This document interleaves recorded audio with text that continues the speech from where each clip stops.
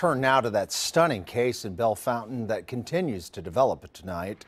23-year-old Brittany Pilkington remains behind bars, charged with murder of her 3 children over the last 13 months. Prosecutors now say Pilkington suffocated the boys because she wanted their father's attention for her young daughter and herself.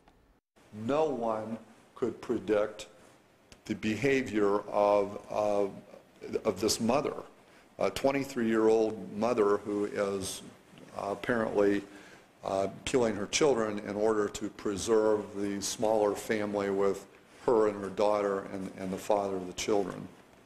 But big questions remain tonight after it was revealed 2 of those children were in protective custody, including 3-month-old Noah, who died just this week. Tonight, team coverage, Marcus Thorpe and Dan Perlman are both in Bellefontaine. Let's start with Marcus and the impact that this tragedy is having on that family and the entire community. Well, Dwayne, emotion from everywhere and everyone in this case. Prosecutors, though, say there is not a lot of emotion from the suspect in this case, mother. In fact, earlier today, had a chance to talk to the prosecutor here. Bill Gossley said even as far back as the death of their first child, Brittany Pilkington showed very little emotion. Tonight, we're learning more about her and the heartache involved here. She has confessed to placing a blanket over the faces of all 3 of her children and holding them either face down or face up. It's a case that's made everyone working on it step away because it doesn't seem real, even during the interrogation phase with the suspect, the young mother. Clumsily said, "How are you today?"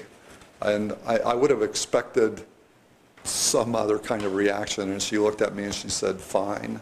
When asked, you know, what should happen to parents who kill their children, she said they should be given a second chance and go to counseling. Investigators and prosecutors worked through this case and came to this conclusion.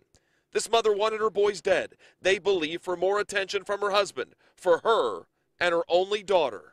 This mother had this plan for this child, whether it was going to be in 6 days, whether it was going to be in 6 months, or whether it was going to be in 5 years. She was going to do the same thing to this child because it was her plan to eliminate male children.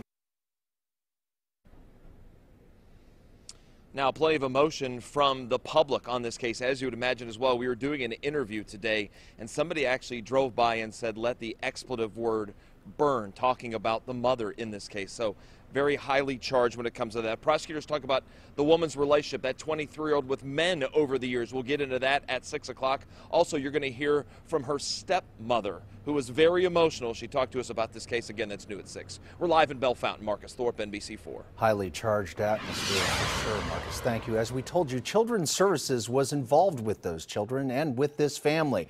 And big questions remain about why those children were released from protective custody. NBC4's Dan Perlman has been looking into the details of the case as our team coverage continues tonight. Dan, what do we know about all this? Well, you know, something repeated out here over and over again is that both police and child services workers had their eyes on Pilkington and what was going on in that top floor apartment where the light is still on. They all say that they first intervened in 2012, and the Pilkingtons complied with all requests over a 3-month period. By the time Noah was born, his 2 brothers had already died, so he, along with his sister, were placed in emergency foster care. But last week, a judge ordered the young children back home. 6 days later, investigators say Pilkington killed her 3rd son. Terrible gut feeling. Yes, absolutely. And that's any step that we could, we tried to, push as hard as we could. But unfortunately, the gut feeling isn't evidence. And Pilkington is expected to make her first court appearance as early as tomorrow. Live in Bellefontaine, Dan Perlman, NBC4.